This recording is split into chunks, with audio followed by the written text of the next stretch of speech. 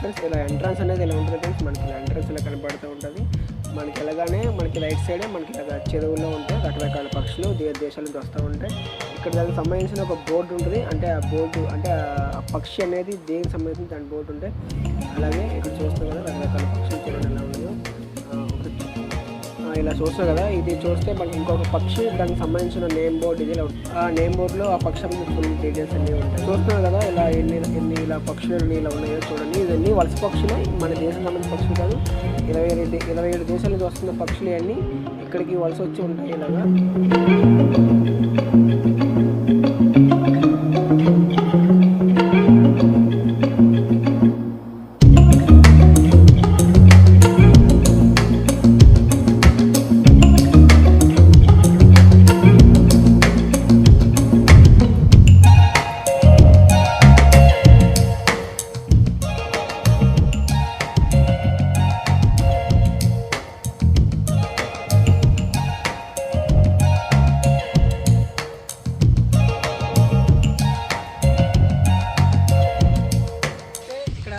Sign boards ఉంటాయి.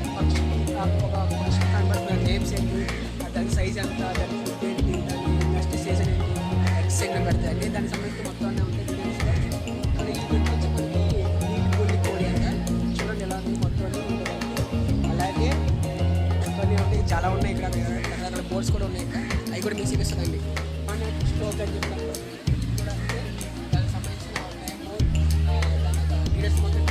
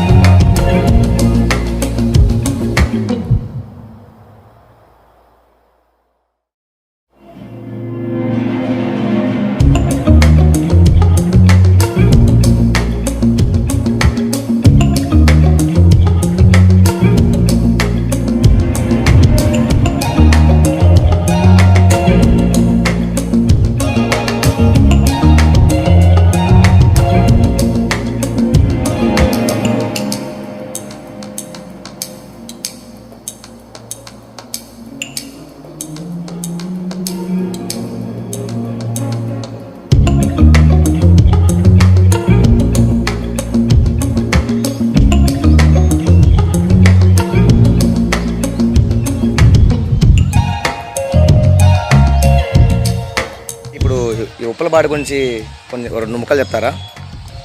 ఉప్పలపాడు పక్షి కేంద్రం బాగా ప్రసిద్ధిగాంచింది. ఇక్కడికి అనేక మంది కాలేజీ పిల్లలు కానీ స్కూల్ పిల్లలు కానీ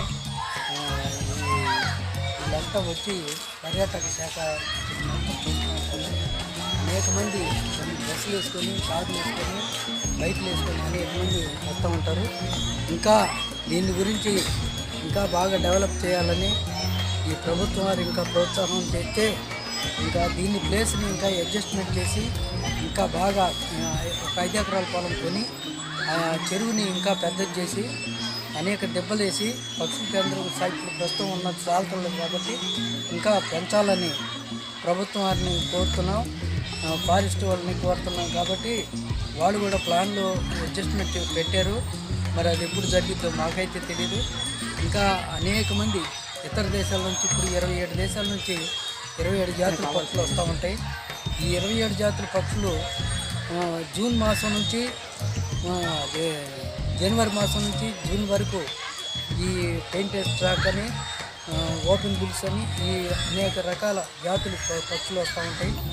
ఈ 6 నెలలు కొన్ని జాతుల పక్షులు ఉంటాయి, 3 నెలలు కొన్ని జాతుల పక్షులు ఉంటాయి.